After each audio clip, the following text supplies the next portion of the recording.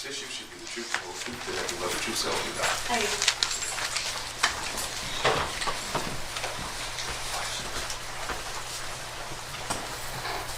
All right, good afternoon.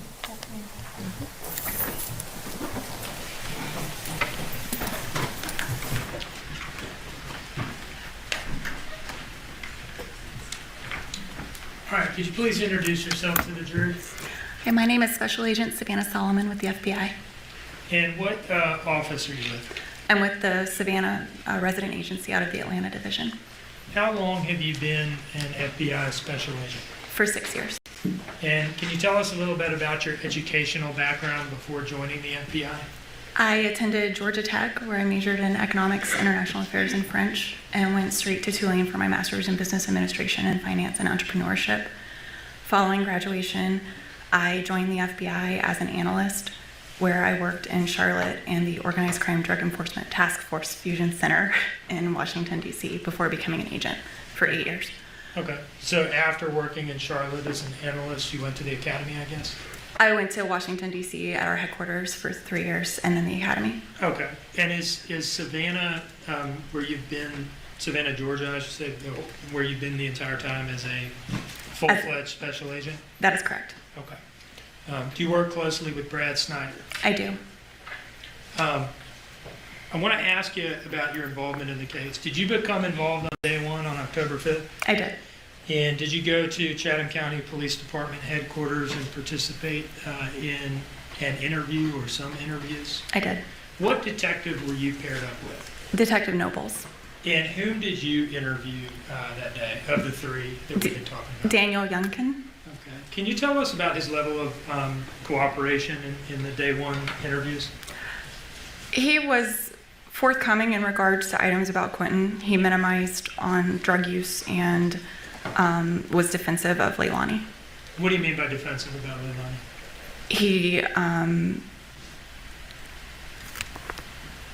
He believed anything that she had told him that day and was told us he believed it was true. Okay, so he didn't want to believe that she had done anything, basically. Correct. Can you tell us about his demeanor and tone in the interviews and his willingness to answer questions? Objection, Your Honor, calls for opinion. You're asking about the demeanor that she observed? Mhm. I'm gonna. I interviewed him twice that day, once around 1:30 in the afternoon and once around 11 p.m. So it was a long day.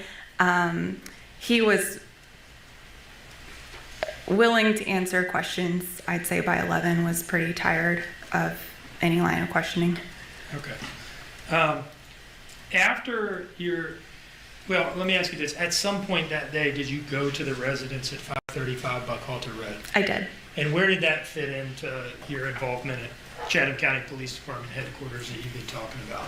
After my first interview of Danny, the group kind of reconvened on what had happened in the different interviews. And because there was no need to continue talking at that point, Taylor, Burns, and I drove to the Buckhalter Road residence to assist with the search. Now, were you present when Chatham County Police Department forensics were photographing the residence and various outbuildings and things? I was. And did you go in the garage yourself? I did. I'd like to display an image from State's Exhibit 10. It's image 109 in State's Exhibit 10. And let me see whether I can get the screen to cooperate here.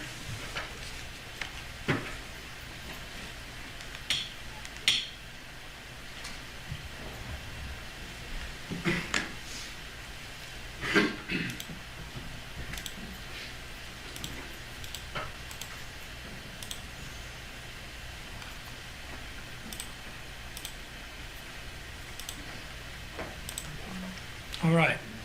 See that up on the screen? I do.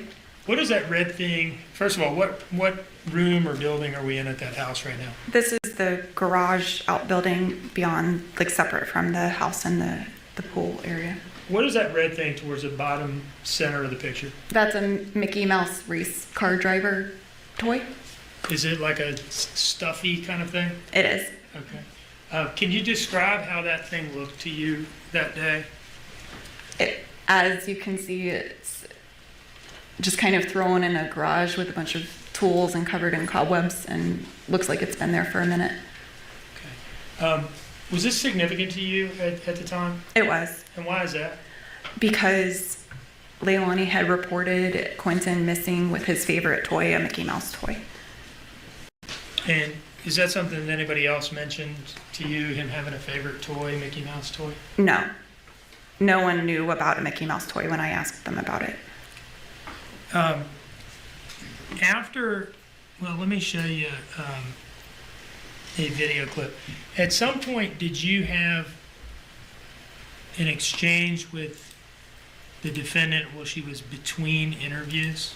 I did. And can you tell us what was going on at that point? Like, where were you and where was she? During the resident search, after it had gotten into nighttime, I was called back to Chatham County Police because they needed more people to escort the three individuals that were still there. So at that point, I was just sitting in the hallway with eyes on the different doors, and she was sitting in an interview room. At some point, did she open up to you about some of her behavioral issues or anger issues? She did.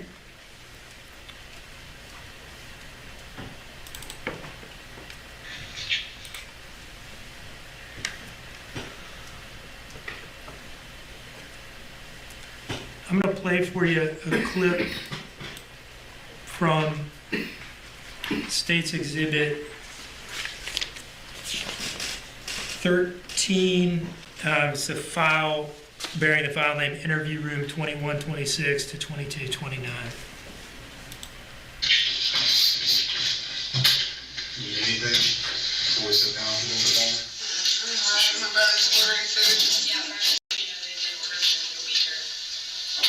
Okay. Thank you so much for being patient with us. It's just a lot of things we're trying to work through and figure out. So, thank you so much. I appreciate you. Did I do well? Yeah, I appreciate you. As much detail as I could. I was being like, this is who. A lot of good detail in here. Pardon me, this is the wrong clip. I'm looking for Interview Room 2057 to 2103. There are days that I wake up or days that something so little just might happen. And it's like a trigger. And it's not. And it's almost like I'm a completely different person. The way I talk, the way I move, the way I look at you, everything, even my tone of voice. Can you feel that happening? You don't?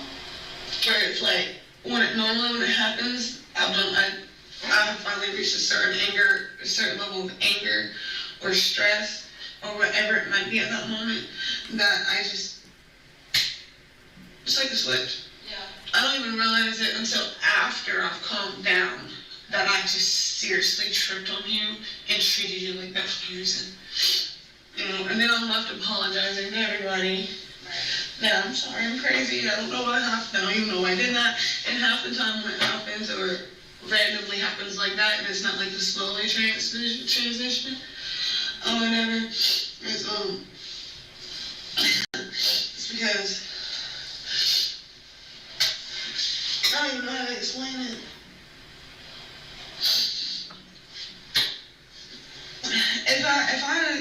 If I'm doing pretty good throughout the day and I got a good day overall, and then something might trigger, it's slower. Okay. I can feel it. I can feel myself changing the way I talk, the way I think, the opinions I have, everything. I can feel the difference. But when it happens, like a day like today, with the amount of stuff going on and stress and emotion or whatever, that's just not. So that was day one of the investigation, right? Correct. On that day, was there a point where you spent some time alone with the defendant in a setting that wasn't recorded? Yes, at some point around that time period of that video clip. Did it have something to do with a cigarette or something like that? She needed a smoke break outside, so I walked out with her. At some point during that interaction, or maybe it was another one that day, did she say something to you about getting a tattoo? Yes, she showed me her Hawaiian symbol tattoo about the waves going up and down and said that she wanted to get a tattoo in honor of Quentin along with it. And this was on October 5. It was She was talking about getting a tattoo of it. in honor of him, yes. Okay. At this point in time, was she still kind of representing the story that Quentin had been abducted? Yes. Was anybody yet talking about Quentin being dead? We suspected it within the investigative team, but it had not been discussed outside of the investigative team.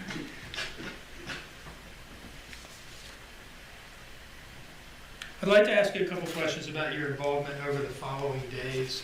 Did you follow up in reference to Danny's workplace? I did. Can you describe that follow-up, please? Without talking about what anybody said to you, but what did y'all go out there to do? Detective Noble and I met with Danny and Leilani's supervisor and spoke with him. He put us in touch with the corporate security who had video footage from the plant or the warehouse. And did they turn footage around to you? They did. Why was it important to you to go out and talk to Danny's boss and to get video footage of what he looked like when he was leaving work?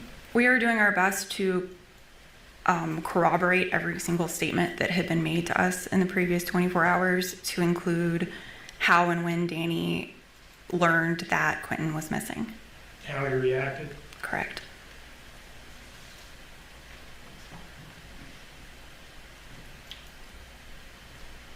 I'd like to draw your attention to the defendant's October 8th interview with Bridget Brock at the FBI office in Savannah. Okay. Were you present for that? Not in the interview room, but I was in the office observing. How did you observe that interview? Closed circuit television through the office. Okay, so did you watch it as it was occurring? I watched much of it as it was occurring. I was also watching Danny in a simultaneous interview. Did you observe any unusual behavior by the defendant on that day with reference to Bridget Brock's belongings or equipment or anything?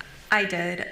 Agent Brock had stepped out of the room, but the cameras were still rolling, and the defendant walked up to Miss Brock's computer system and unplugged it. And when it made a noise, she plugged it back in and sat back down. I'm sorry, go ahead. I didn't mean to cut you. Sorry, that was after looking at the cameras and down the hallway. Was there something about Bridget Brock's notes as well that had been left on the desk? Not that I observed. Okay.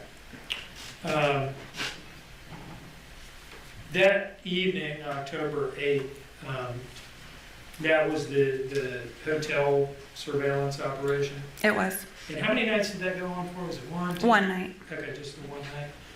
Were you involved in proposing that idea to Daniel Youngkin? Yes, And that would have been like the day before on the 7th? it was. Okay. Tell us about his reaction to that proposal. The day he came to us, he was pretty broken in a lot of ways. He was still trying to figure out what he believed had happened.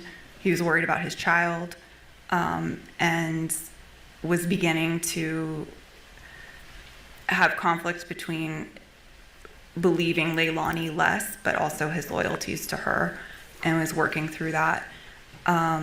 So when we got to the point of talking through a lot of his concerns there, he was willing, and actually was the one who said, are you going to want to wire up the hotel room?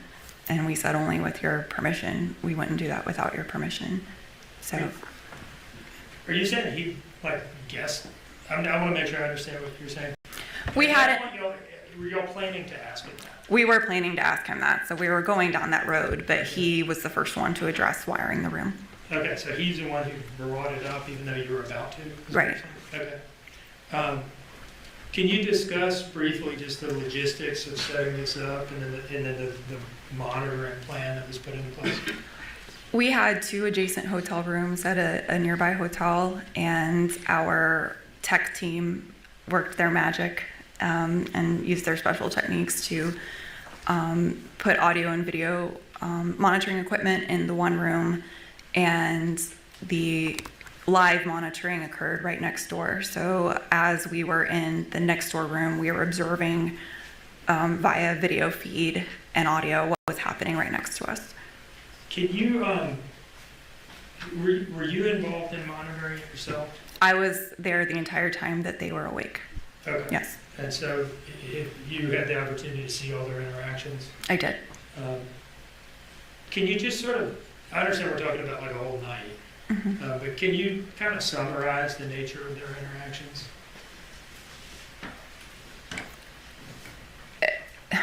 They were emotional, sometimes combative.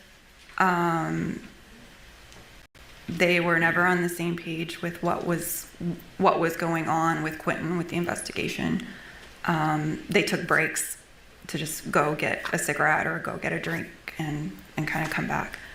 Was he asking her about the truthfulness or lack thereof of the Origel story? Repeatedly. And what was she saying in response to those inquiries?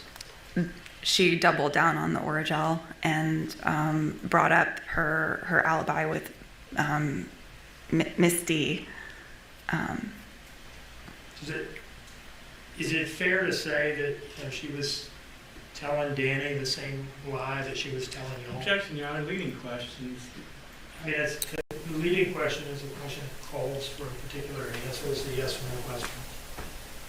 He is correct. You can go ahead with your question. Is it fair to say that she was telling Danny the same lie that she was telling the police at Yes. this time? Actually, that was. She was telling Danny the same story. She was sorry. Mr. Dean, you can proceed. I'll just withdraw the questions. Yes. Is there anything that occurred during this full evening and night of hotel recordings that Objection, Your Honor. It's a narrative question now. It's open-ended and broad.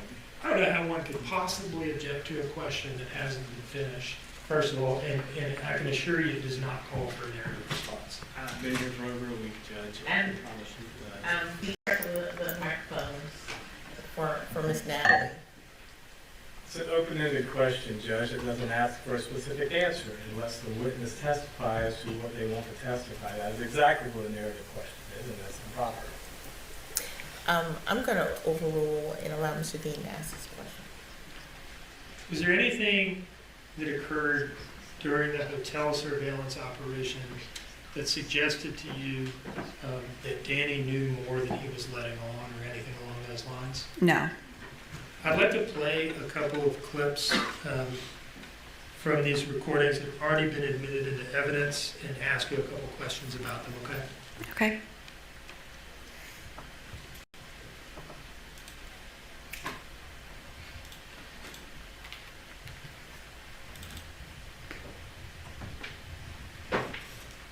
This is from State's Exhibit 32, the file beginning with 1941.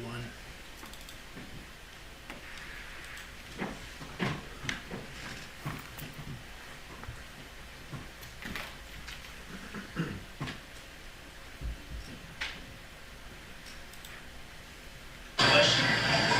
Do you mind? Are you gonna get mad at me?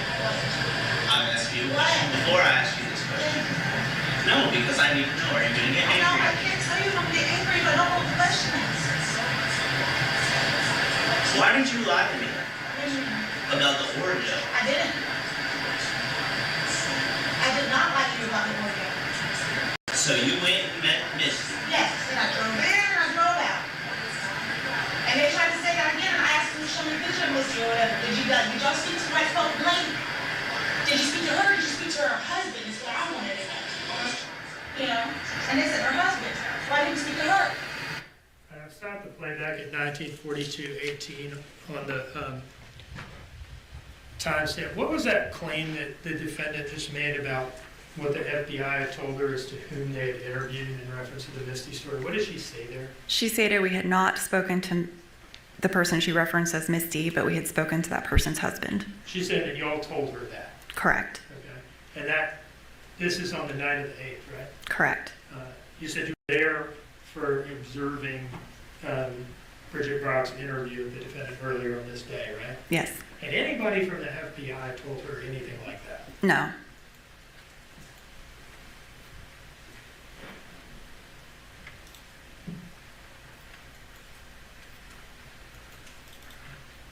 I'm opening up the clip on the same exhibit, the file name that begins 2029. And I'm going to start the playback at 20:33:05 on the timestamp. And you went and met Misty. Went and met Misty, got Orville. And you said they told her? I think so, yes. What did she say? And she confirmed it. She confirmed I'm it? pretty sure, yes. It's not like they sat there and told me what was said. Oh, but they... They said that they spoke to Misty and then they didn't question me no more about the Orville. Oh, okay. What we just heard there, is that a accurate characterization of the defendant's interactions with Bridget Brock during that interview earlier that day? No.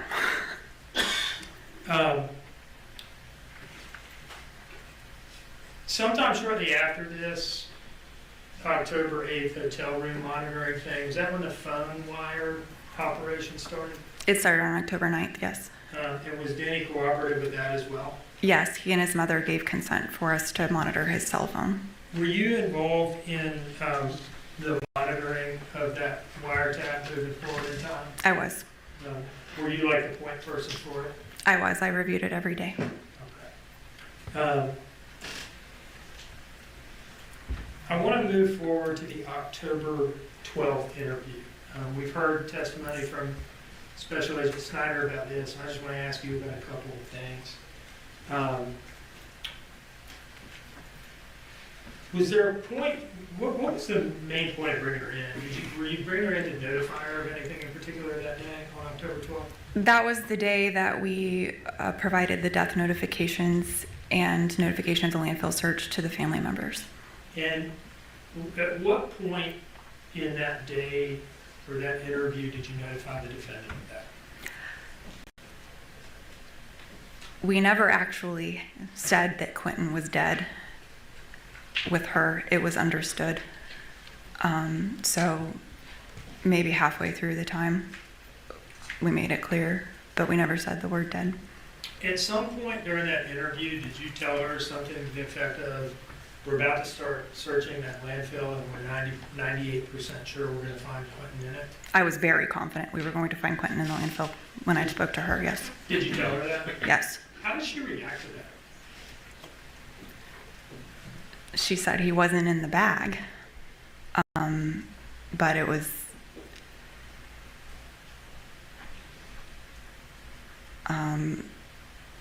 hard to characterize. It wasn't shock, which is the most surprising thing of it. Did you inform her mother, the defendant's mother, Billy Joe Howell, of the same thing at some point that day? About an hour later.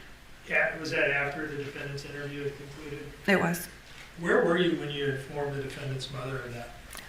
Brad and our victim specialist and I went to the Buckhalter Road residence and informed her in her living room. And how did she react when you told her that? I told her in order. I told her I was going to tell her 3 things, and when she was done processing one, we would move to the next. So the first thing I told her was that Quentin had died. And she showed anguish when she was ready to hear the next thing. I told her that we were going to find him in the landfill and that we would be announcing that search was commencing. And she pulled back from me and she said, "My baby is in the trash." And Your Honor, hearsay, she knows that. Sustained. I'm sorry. Sustained, May I respond, please, Your Honor? please. Did the witnesses describing Billy Joe Howell asking a question, and it can't be a statement offered for the truth. It's a reaction. She can offer a reaction, but the question, well, what she stated was what she said, what Billy Joe said. When you, And- I understood, Your Honor. Yes. When you said that to Billy Joe Howell, that you believed him to be in the landfill, and that you were gonna find him in the landfill, did she make any statements of fact to you in response to that? No. How did she react? Shock, horror, disbelief, anguish that there were 4 other people that we then notified that were at the house, and it was a picture of 5 different versions of anguish. And was there a contrast there in how those people reacted and how the defendant had reacted earlier that day when you told her? Yes. Now, what was your, I want to ask you some questions about October 24th. Okay. Okay, but first I'd just like to ask you about, what was your typical day like between October 12th and October 24th? What did that look like for you? Landfill operations commenced a few days following the 12th. So as those were going, I would get to the landfill for the sunrise brief to try to represent the case team and give some sort of morale or update motivation. I would go back to the office and review Danny's calls and texts from the previous day and attend to any investigative or administrative work that needed to be done. We were continuously following leads from the public and additional investigative avenues to make sure that we didn't close any doors too soon. And then Taylor and I would drive to the landfill to meet the team as they were wrapping up ahead of their lunch break so we could check boots, give updates, check on the status of everything, and kind of go in with everybody, and then back to the office. Now, moving to October 24th, on this day, did the defendant make any recorded statements to anybody other than law enforcement? Yeah, she was on the local news. And did you watch that news interview? I did. Do you see in front of you an exhibit marked as State's Exhibit 71? I do. All right. Your Honor, this is a certified copy of the defendant's October 24th news interview with WTOC. It's supported by the testing certificate. I would move this in State 71 at this time.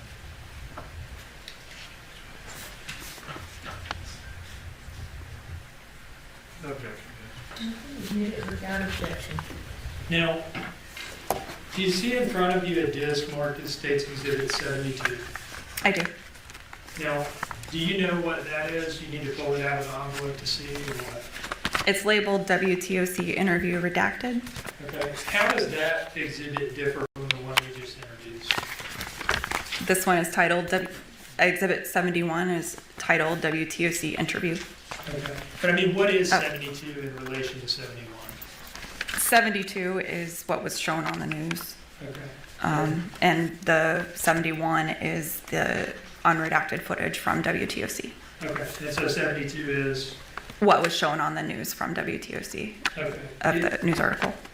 72, is that like just the portions from the WTOC broadcast stitched together to show only the defendant talking? Yes. And like not the anchors and reporters and so forth? Yes. All right. At this point, Your Honor, I can introduce State's Exhibit 72. Any objection? No objection. Without objection.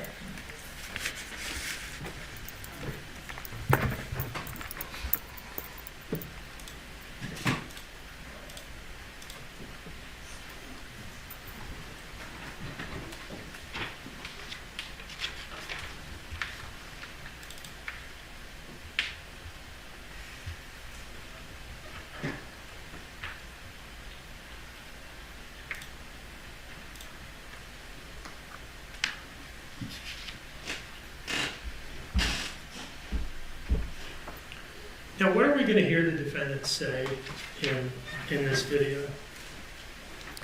To the extent you remember. That she didn't know where Quentin was and hoped he would be found, but if she had had anything to take responsibility for, that she would. And with that, I'll publish it, Your Honor. My kids woke up to me screaming, "Where's Quentin?" and running through the house. I ran and looked everywhere, inside, outside, just started screaming for help. I've been here every day since this. I am not running and I'm not hiding. And if something does come up that I am at fault, I will take myself to that police station. And I will walk with her. All we want is justice for Quentin Simon. That's it. We want justice for him. Whatever cost it is. We don't care the cost. We want answers just like everybody else does. At the end of it all, we love you, baby Q. My little monkey, and we want him home. So that was an interview that was filmed and aired on October 24th, right? Yes. Right. Had you been in contact with her via telephone during the investigation? With both Leilani and Billy, yes. Can you tell us how you came to be in phone contact with the defendant? On one of the days the team was at the residence, I walked out to give a backpack to her brother because it had medication in it, and during that conversation, the defendant offered me her phone number. So from that point forward, you're able to call and text with her, I guess? Yes. Okay. This same day, October 24th, that she does this interview where she says, we don't know what happened, we just want answers and justice, and if he's alive, we want to know. Did she send you a text message saying something different from that? She did. Do you see in front of you a document marked as State's Exhibit 73? I do. Can you tell us, is that a portion of your text message traffic with the defendant? It is. All right. Does it fairly and accurately depict at least this portion of the messages that the two of you exchanged? It does. Your Honor, I would introduce this as State 73. Let me look at it real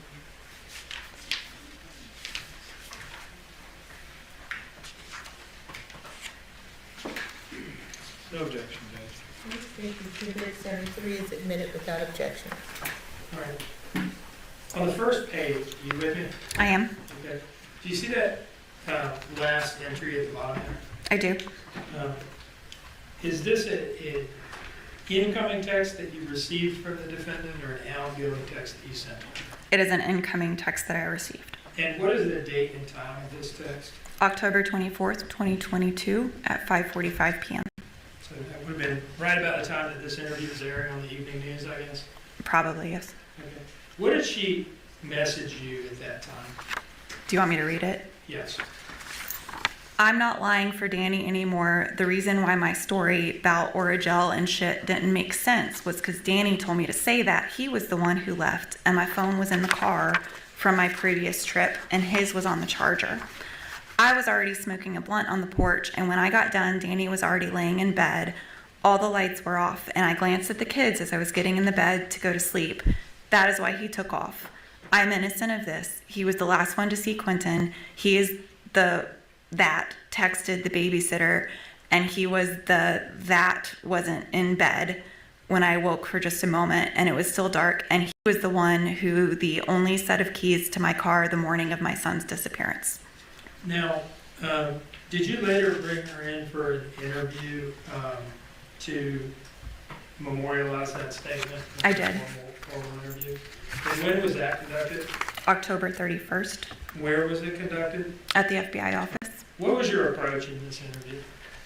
We really just wanted to have, it was a new story, and so we wanted to make sure that we had correctly captured what she was presenting to us. So it was, we asked her to talk about what she had provided in the text and to just give the context and the complete story of that. And did she essentially repeat to you what she had said in the text message? More or less over the course of longer. Okay. During this interview, we've seen some interviews to this point where she's sort of being challenged on things and has a certain reaction to that.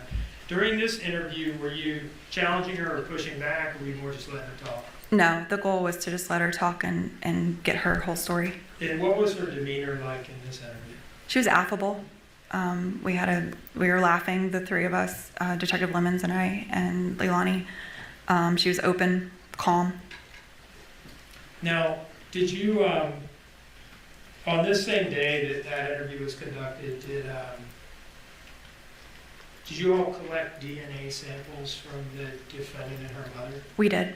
Can you tell me about the process for doing that? Who did it and what was done? Usually we let them do it themselves when they're consenting.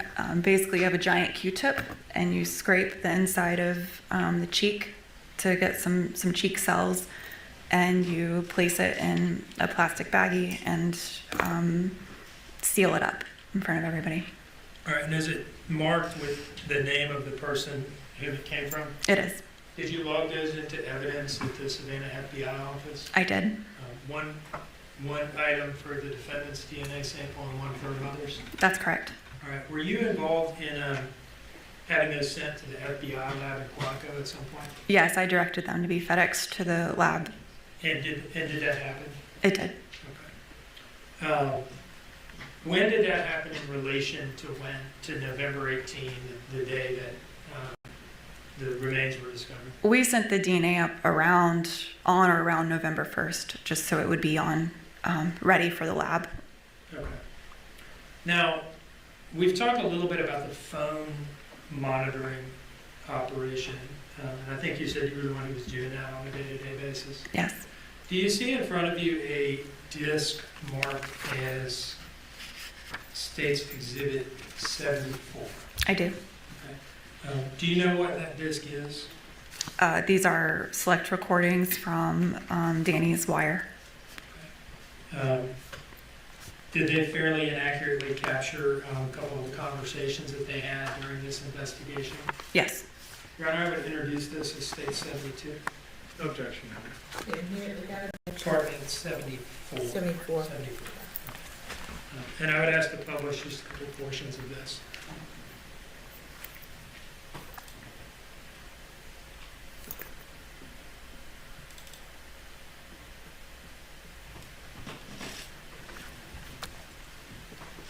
There are two files on this disk. The first one is a call with the date 10/30/2022 in the subject line. When would that call have been made? This would have been the night before that Halloween interview would have been made on October 30th. Okay. And I'm going to open that file up and play starting at 9:50.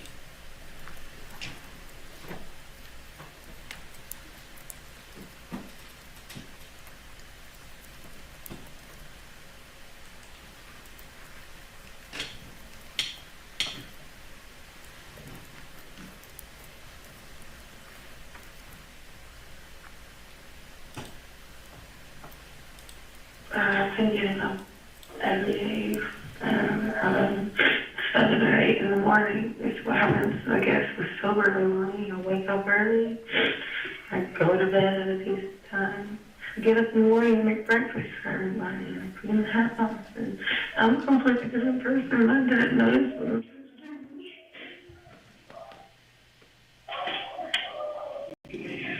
I take care of the house. And I do dishes.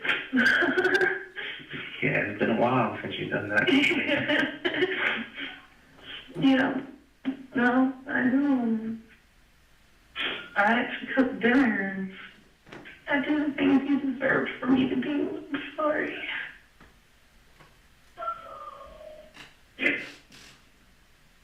I will never touch cook or cooking again. I become angry and impulsive when I'm on it.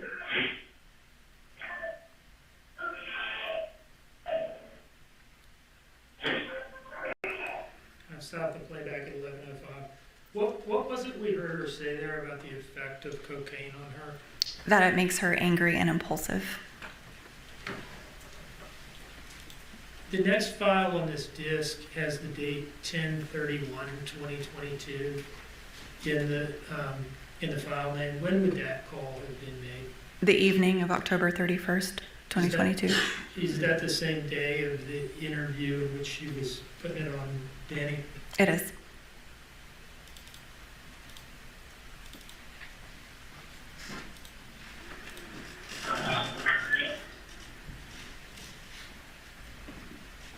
play here from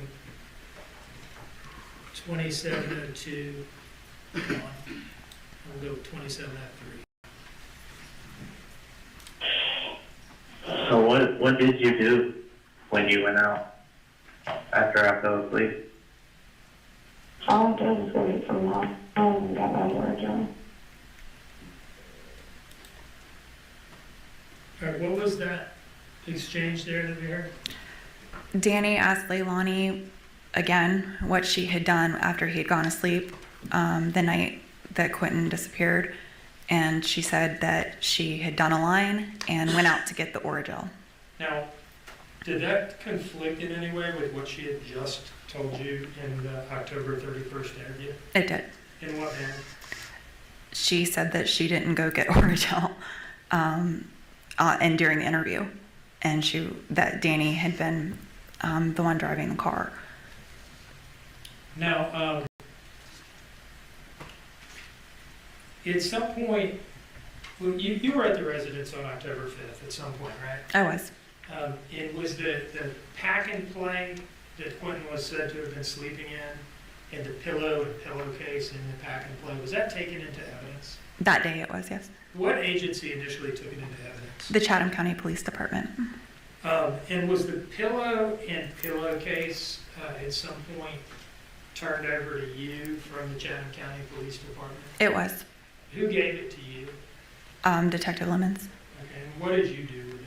I prepared it to be FedExed to the lab for analysis. In Quantico? The FBI lab, yes, in Quantico. And did that happen? Was it FedEx to the lab? It was. Okay. Now I'd like to ask you about November 18. Okay. Were you involved in the coordination and supervision of the landfill search throughout? Yes, I staffed all of the volunteers from Savannah and Brunswick, and as I mentioned earlier, I was present at least twice a day. If I didn't have administrative or investigative work on a given day, I was dressed out searching.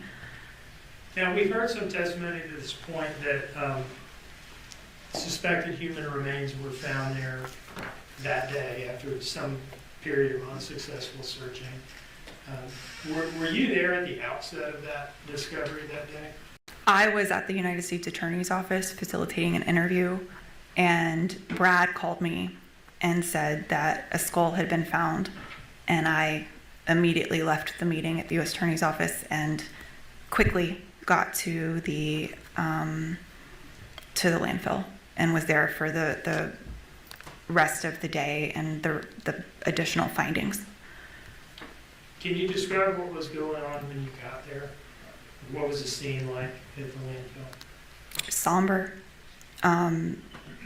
but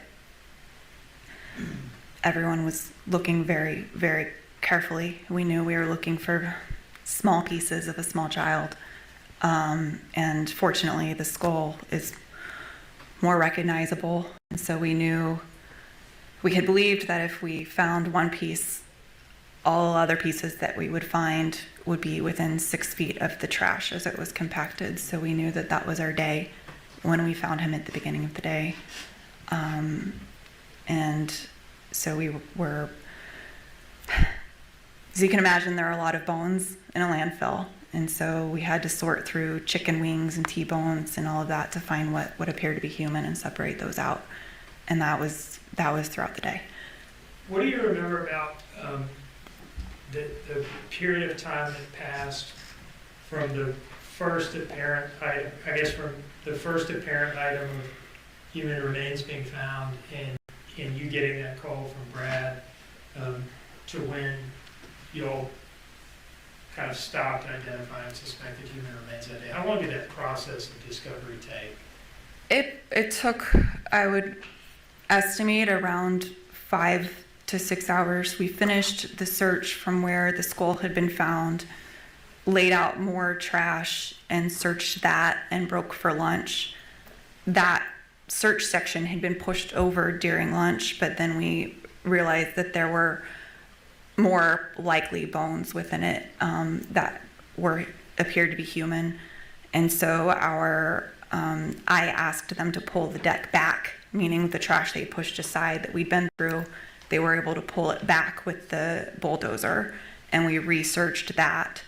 And so after that, we did one more deck, maybe two, without finding anything, and that was the end of the day. What do you mean by one more deck, maybe two? What is it? So the landfill had laid out a large open space that was flat. And we knew the pretty specific area where we expected to find Quentin, but trash as far as Statesboro was coming to our landfill. And so you imagine it compacted very quickly. So we had to dig through the compacted trash, pull out a reasonable amount to search at a time in a safe place. We had safety officers out because there's a lot that can cut you. We didn't have an issue with noxious fumes, but that was also a concern. So we'd pull that out. The safety officers would look through the deck and make sure that the search team was cleared to go forward.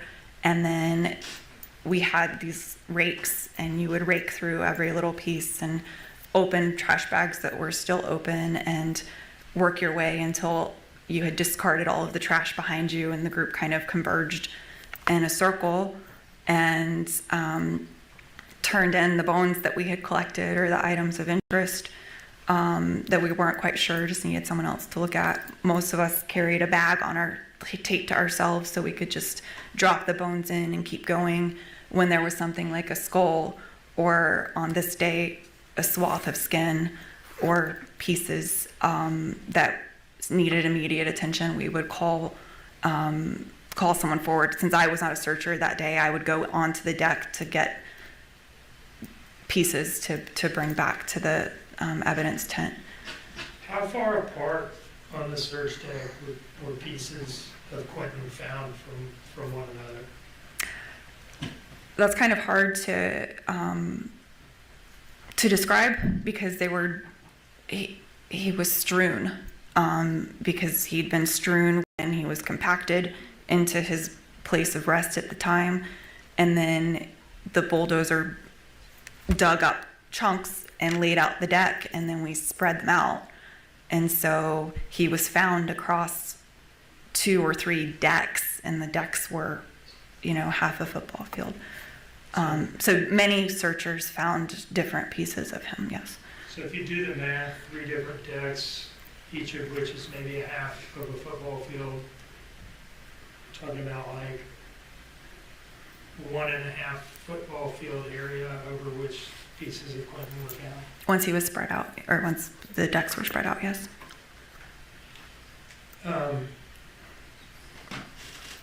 Do you see in front of you a binder marked as State's Exhibit? Do you see in front of you a binder? I do. Is it marked as a State's Exhibit? It is. It's marked as the number? 77. Okay. Could you take a look through that and tell me if you recognize it? What's in there? I do. What are you looking at there? I'm looking at evidence photos of human remains. And are those the pieces of Quentin that you were talking about being found that day? They are. Okay. Where were these photographed before they were transported to the lab at Quantico? They were. Okay. And do these photographs fairly and accurately depict the suspected remains of Quentin Simon as you viewed them that day? They do. And I would introduce this as State's Exhibit 77. Subject to the publishing and, I guess, rules we talked about earlier, Judge, no objection. Thank you, Mr. Hilliard. Yeah, 77 years admitted. Thank you. I'd like to publish just a few. First of all, there's like 60-some pictures in there, right? I'd like to publish just a few of them and ask you a couple questions about them, okay? Okay.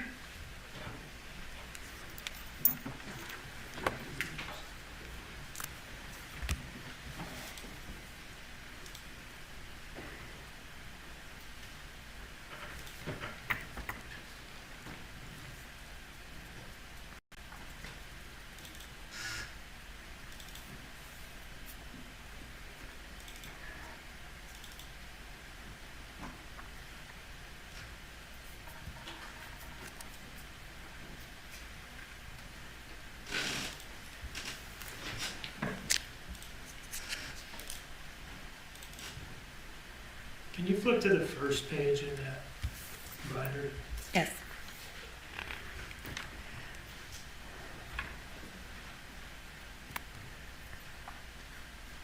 Is this it up on the screen here? It is. What does that appear to you to be, and what did it appear to you to be that day? It is the top half of a skull.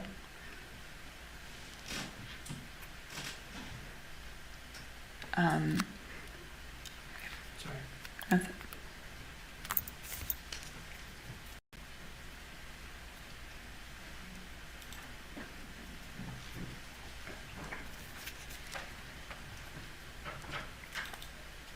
Can you flip to the second image in this binder? Yes.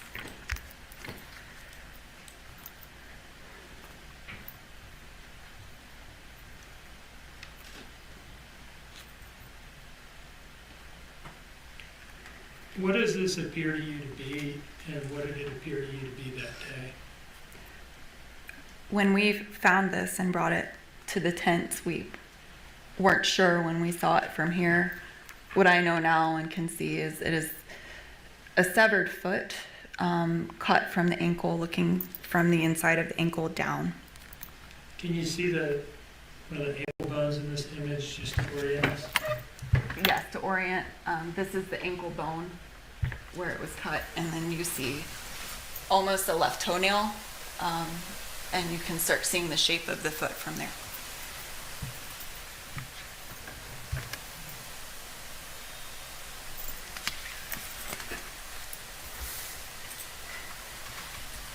Turning to the next page in the binder. Yes.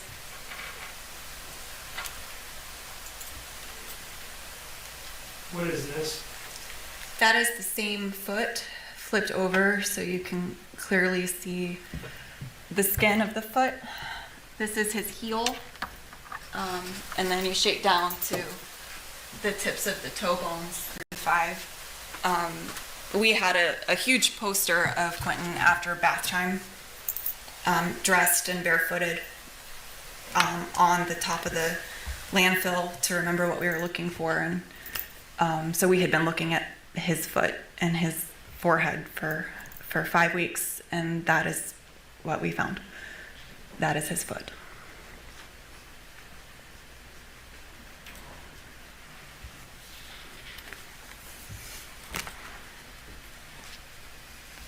And finally, the fourth image in the binder. Yes. What do you believe this to be? I believe it is a swath of skin going from the length of a body, of a toddler's body. So the shoulders come through the back and then down one leg. This was a piece that Officer Zerke passed to Kim Johnson, who passed to me as we carried out with tongs, because at the time it was hard to recognize, but we knew it stood out from everything else we had seen in the landfill.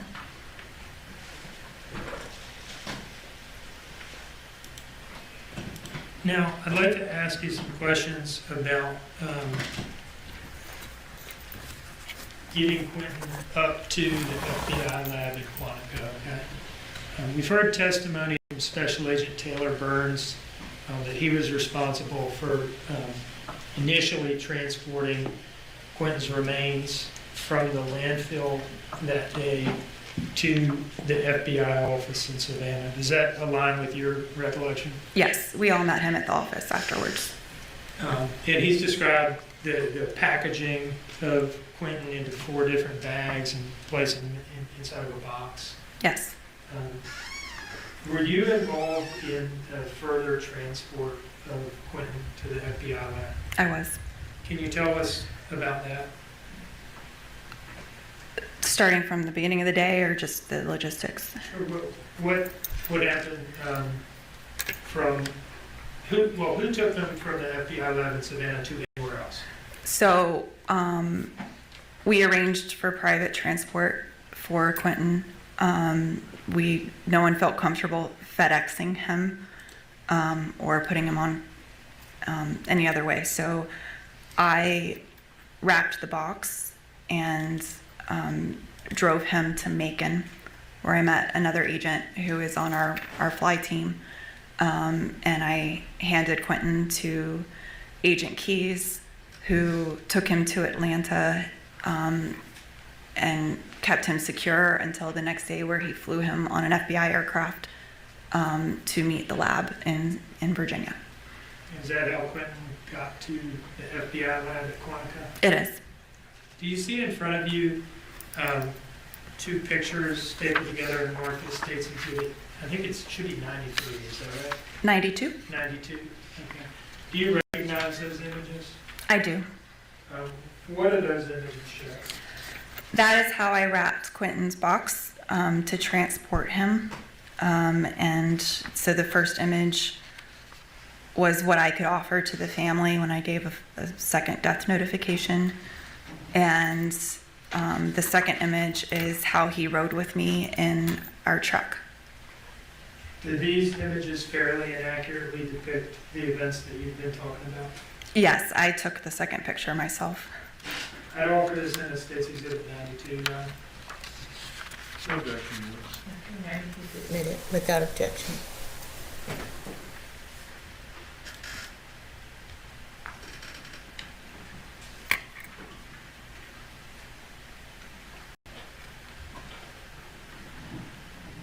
Publish the first image here. Can you describe to us what we're seeing here? We had Scott Schumann and Jeff Allen were at the office with me for me to retrieve Quentin and to borrow Scott's work truck to drive him. We, three of us, had just a quiet time wrapping him appropriately, and we thought this would be a nice image to be able to give. It's what I gave to Leilani and Billy Joe when I told them we had found him in the landfill. But he is in that box. He's in the bags in the box, and we wrapped it in a black cloth, and then the flag. Moving on to the second image. That is Quentin in my back seat, how he rode with me on the way to Macon.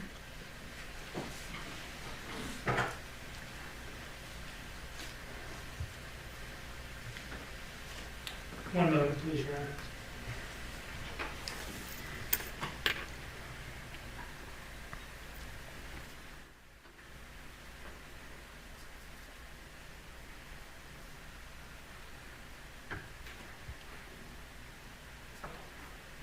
What was the date that Quentin made it to the lab in Quantico, if you remember?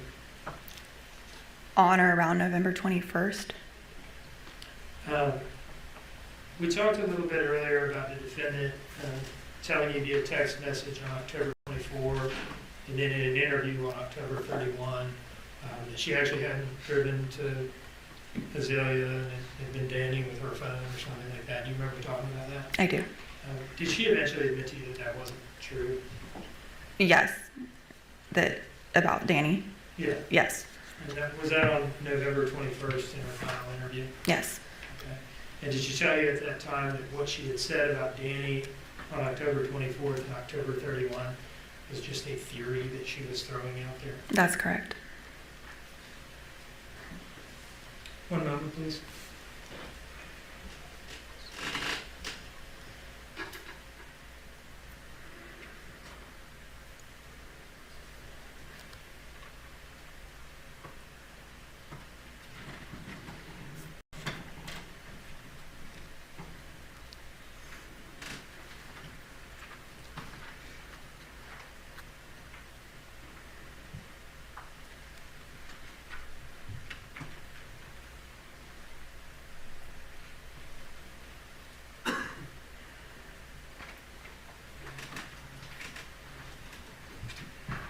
When evidence is submitted to the FBI lab, is it submitted under a particular FBI case number? It is. Was that done in this case with all the items that you've discussed? Yes. What was that FBI case number? 7C-AT- 3665337. Say that last part again. 3665337. The Quentin Simon case. Now just ask me how you, I expected you to have to refer to your notes. How is it that you remember that? Tell your note. We saw it a lot. No further questions, Your Honor.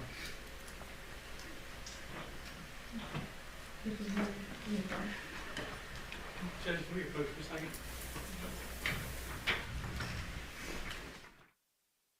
Mr. Hilliard?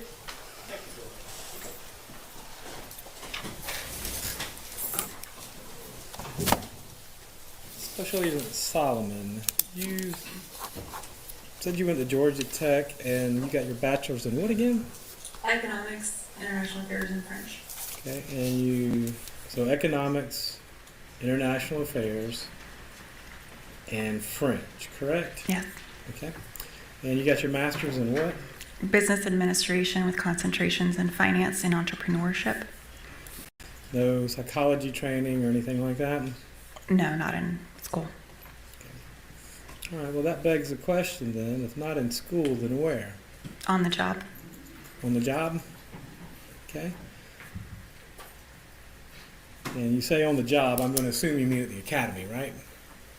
And throughout the job, on the job training or various trainings throughout. I've been with the Bureau for 14 years, so the Behavioral Analysis Unit will give short trainings, lunch and learns, things like that, Okay. as well as consults on various cases that I worked on. Yeah. But you're not in the Behavioral Analysis Unit, are you? I am not. Okay. I didn't think so. That kind of threw me for a loop.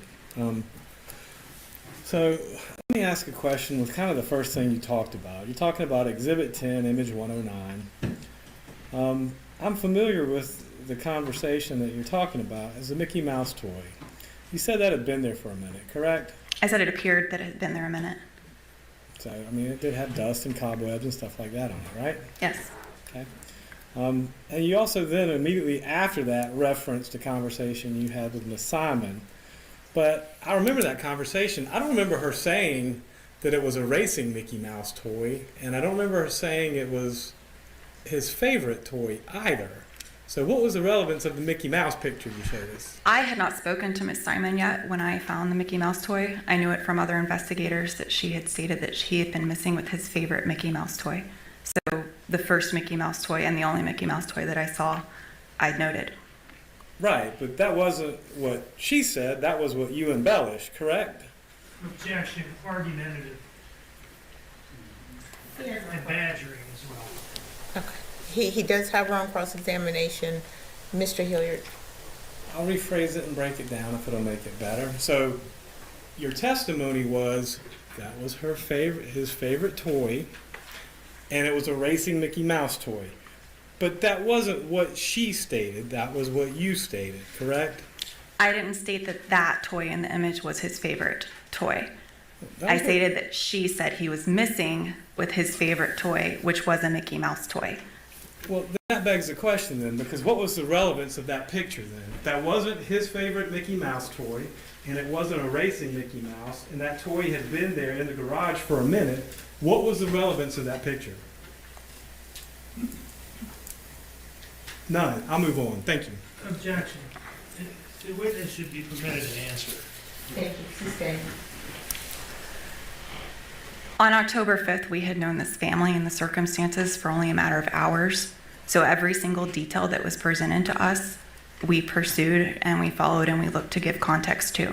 So if we were told that a favorite toy was a Mickey Mouse toy, we looked for a Mickey Mouse toy to see if there was any truth to the statement. And I was able to provide that image to various people in Quentin's family to see if they recognized that toy or any other Mickey Mouse toy as one that Quentin preferred. Okay.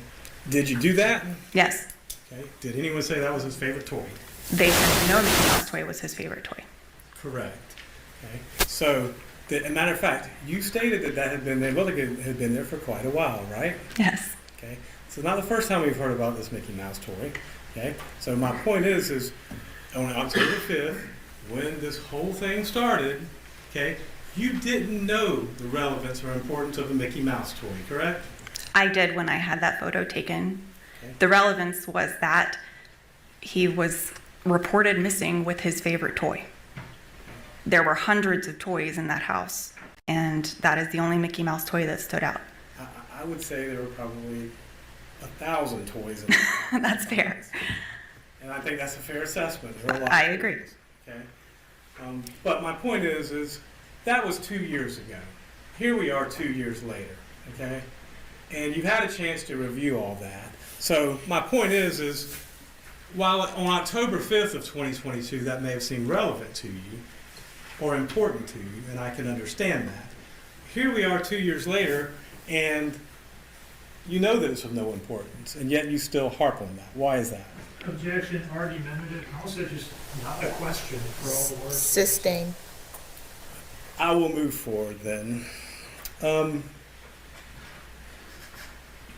You also talked about the appropriate level of emotionality. Okay. What is the appropriate level of emotionality? Who trained you as to what the appropriate level is? I didn't state appropriate. I cannot judge appropriate. I can only state what I observe. But that's not true. You have judged appropriate, and you stated it several times on direct from Mr. Dean, did you not? Did I say appropriate? Well, the appropriate level of emotionality. You said that she, I'm trying to look at her, the exact words was overly emotional, I guess, or not showing enough emotion. That seems to be the two things we're getting with her. So with regard to Ms. Simon, she either shows too much emotion or she shows not the appropriate level of emotion. What's the appropriate level of emotion? When I use those comparisons, it's within the bell curve of my observations across other people in similar circumstances, other people at different baselines that I've observed, and she was generally at one extreme or the other of my experience in dealing with people. Okay. And let's talk about your first time meeting Ms. Simon was October 5th, correct? Yes. You had never met her before that day, correct? Correct. Okay. You didn't know her before that day, correct? Correct. And you drew your conclusions based on that day, correct? No. Really? So you didn't decide that she wasn't being truthful or she wasn't showing the appropriate emotion on October 5th of 2022? I didn't speak to her about anything substantive on October 5th. Okay. Well, let me ask you this. I'll move on. How about October 7th, was it? Or 8th? Which was it? I didn't speak to her on either of those days. October 12th. I did. Okay. You made one by then, correct? And that was 1 week later. Yes. Okay. Had you spoken to her between October 5th and October 12th? Yes. On the phone, in person? Both, or definitely in person and text. Sometimes when I would talk to her mom on the phone, she would be there, but not directly on the phone. So again, it comes back to having had a week's worth of it. What would be the appropriate level of emotion to satisfy you at that point in time on October 12th? There's no answer to that. Exactly. So you spoke to Mr. Youngkin, correct? Yes. And same question for him. You'd never met him on October 5th, had you? Correct. And you didn't know anything about him on October 5th, did you? Correct. Okay. But you came to the conclusion that he showed the appropriate emotional level, correct? I didn't say appropriate. Okay. Well, then what did you say then? I said he was exhausted and forthcoming, but minimized certain items. I believe that was my testimony. And I believe you did speak with him on October 5th, correct? 5th, yes. And he was angry and tired and upset as the interview wore on, was he not? He was frustrated at the 11 p.m. Okay. Well, in your mind, is frustrated the same thing as angry? No. What's the difference?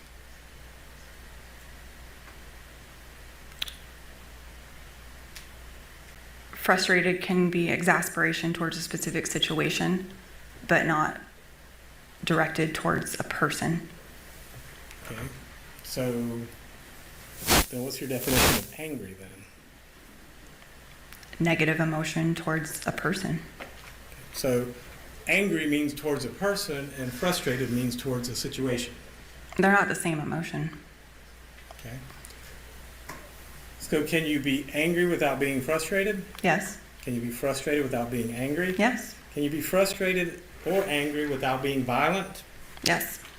So it is possible then. Yes. Okay. Now, you also talked to Mr. Dean about a tattoo. Is it uncommon for parents to get tattoos of their children? No. Okay. So there's nothing unusual about that. Parents do it all the time, correct? Correct. And this was a statement that was made, was it on October 12th? On the 5th and the 12th. The 5th and the 12th. And was it made on video, audio? Where was it made? The 12th was made on video and audio. Okay. So on the 12th, she talked about the tattoo on video? Yes. Okay. Not outside smoking? That was on the 5th. Okay. And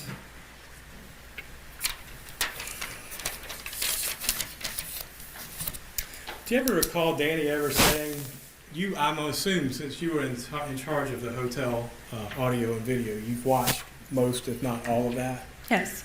Okay. Do you ever recall Danny saying, I'm just trying to save my own ass in one of their arguments? I don't remember that verbatim, but yes, He said something. he would have said something to that effect, yes. Right. Okay. And was it really his idea, or was it just part of the natural suggestion in the conversation you had with him? I mean, you were already going that way anyway in the conversation, weren't you? The hotel had already been addressed as far as just giving them a place away from the hubbub of the house. But he did jump ahead of what we were talking about to ask if we were going to wire it up. Well, I'm not trying to put words in your mouth, but it's not like you weren't already suggesting in that direction to begin with, were you? He kind of already knew what was coming. I don't know what he knew at the time he addressed that. Okay. Well, who offered did he ask to be put up in a hotel? I believe our victim services offered that. So you offered to Leilani to put him up in a hotel, or you offered to Danny to put him up in a hotel? I don't know. I wasn't part of that conversation. Okay. But it was offered? It was offered. And they accepted, or Danny accepted? I don't know who accepted. Okay. Now, let me ask you this. You had mentioned something to Mr. Dean on direct examination a minute ago. You had said that you pretty much had told Leilani on October 8th that you suspected that Quentin was dead. Is that a fair statement? I had not. I didn't speak to Leilani on October 8th. Well, I didn't say you did. I said you had intimated as early as October 8th that y'all suspected that Quentin was dead. I said as early as October 5th we suspected he was dead. Oh, I'm sorry. I wrote it down wrong. October 5th then. Okay? So, and that's, again, part of the interrogation techniques would be confronting people with your beliefs or your opinion or your ideas of the evidence, correct? Yes.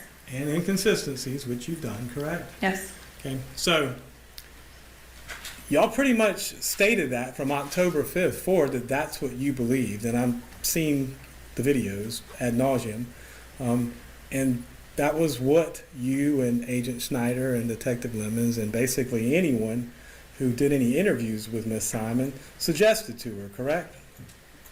That they believed that she had done something to her child or to come clean about it, correct? For the most part. Right. So I'm a little curious because when Mr. Dean asked you a minute ago about her reaction sometime later when you said that you believed Quentin to be dead in the landfill, you made a big deal about her lack of emotion, but she'd been facing questioning from y'all for quite a while, correct? Objection, argumentative, in particular the made a big deal portion of the question. Mr. Hilliard, if I'll you break it rephrase. down and do it one question at a time. So you questioned her many times. You've made, correct, from October 5th on. The team. Not just you, the whole team, correct? Yes. Okay. So we have a bunch of questionings, a bunch of interviews, a bunch of statements made by you and the entire team that you all believe Quentin's dead somewhere. right? I don't think we said dead until the 12th. Okay. And she's the focus of it completely for Yes. this entire week, right? She was the only one that had lied to us, and that is why. Well, we'll get to that in a minute. But from October 5th to October 12th, that's what you're doing, right? Yes.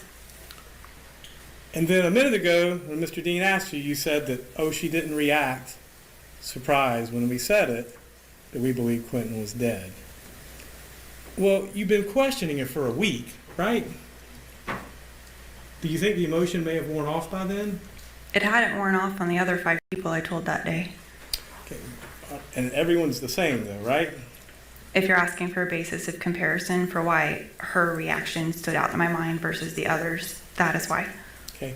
And let's talk about that then. How often did you question, or your team question, Paul Simon? How many times in that same period of time? He had been interviewed at least 3 times and had interacted with us on numerous occasions. All right. So at least 3 interviews. How about Danny? He had been interviewed at least 4 times, to my knowledge, and was in regular communication. Okay. And he also helped you set up the wiretap in the hotel in the same time frame. After his 3rd interview, yes. Right. And how many times did you talk into Miss Simon, your team, in that same time frame? Numerous times on the 5th. I'm not sure how many times that was. Once on the 8th, in person, non-substantive on the 10th, and then the 12th. So again, a number of times, especially on the 5th, correct? Yes. So you don't think that any emotional shock may have worn off after all of that? I have never seen a parent not be shocked when their child was dead. Okay. Well, and let me ask you this. You'd already made your mind up on October 5th. The team had, at least, correct? We had our suspicions. We had not made up our mind. We were pursuing all avenues. Now, you talked about Mr. Dean played this, I guess it's the phone conversation where she says cocaine makes her angry and impulsive. Yes. Okay? But angry and impulsive does not mean violent, does it? We didn't suggest that. No. Now, with regard to your involvement of taking the remains to the lab, you took it from here to Macon, then to Atlanta, and then by plane to Virginia, correct? Was the path, yes. Right. My leg was to Macon. Right. And you spoke with, and I'm not trying to put words in your mouth here, but when was it you spoke with Danny Youngkin yourself? About what? Anything. I spoke with him on October 5th and October 7th and October 8th and 9th. After that, he was no longer in Savannah, and I didn't see him in person for the rest of the investigation, and he mostly spoke with Brad over the phone. So I don't know the individual times I spoke with him over the phone, with Brad. All right. We'll just speak about what you know. When did Mr. Youngkin leave to go back to North Carolina? On around October 9th. So from October 5th to 9th, he was here, went back to Dunn, North Carolina, October 9th. By way of Atlanta, I believe. Okay.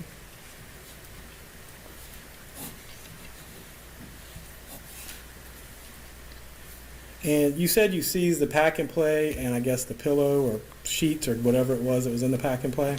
I seized it from Chatham County, who had seized it from the house. All right. And you forwarded it to The crime FBI lab.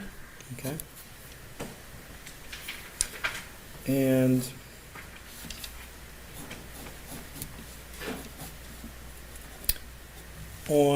did you also listen to the wiretap? I did. Okay. Did you listen to all of the wiretap? I did. Okay. At any point in time on the wiretap, did Ms. Simon say that she had intentionally harmed her child? No. Did she ever say she stabbed, shot, strangled, did any of those things to that child? No. Okay. And how long was the wiretap in place, if you remember? Until sometime after November 21st, within a couple of days, we would have taken it down. So about 6 weeks, give or Correct. take. Correct. And same thing, you watched or listened to all of the hotel audio and video. Same question. Did she ever say that she harmed her child?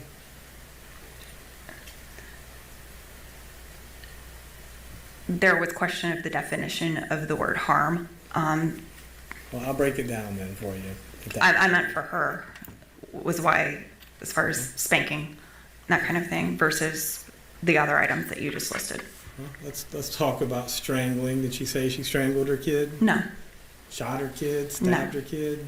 No. Okay. And this was, and you've watched them all, and I'm not going to go through them all, but they were a lot of heated exchanges between her and Danny in that hotel room, were there not? There were. Okay. That's all the questions I got, Judge. Any redirect? One level, please, Your Honor.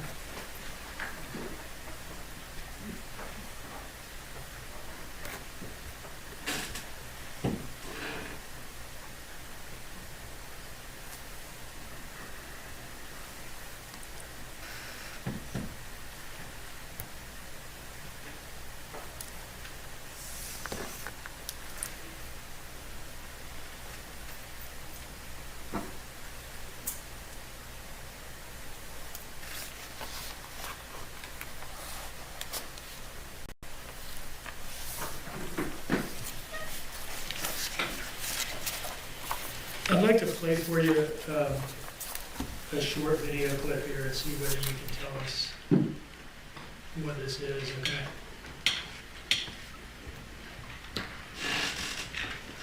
All right.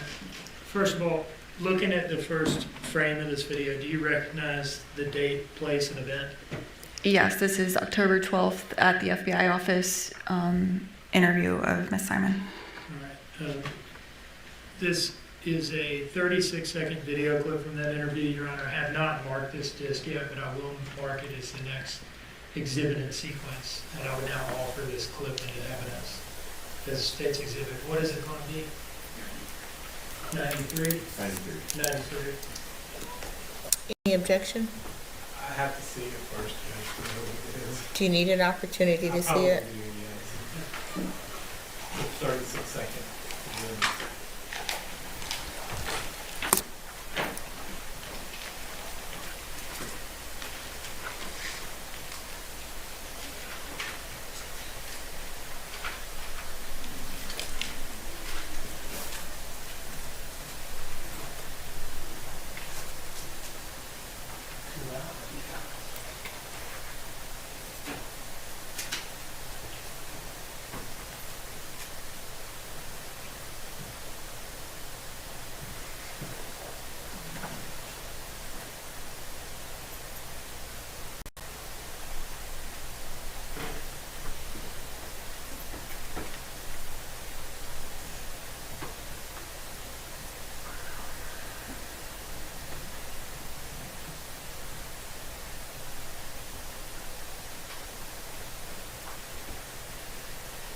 I listened to it, Judge, no objection.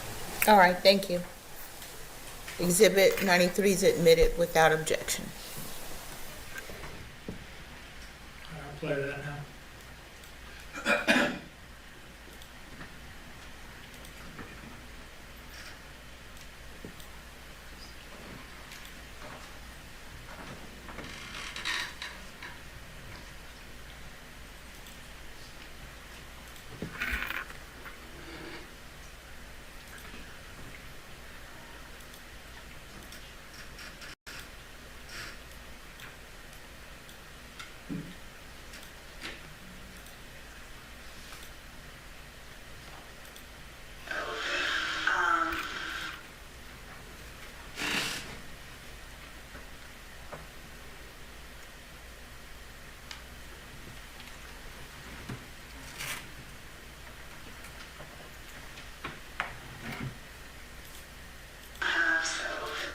Can the court hear that as it's playing from the I laptop can, speakers? it needs to be a little louder though. No. We pegged the laptop speakers here, so we want them here. I'm not trying to prolong this.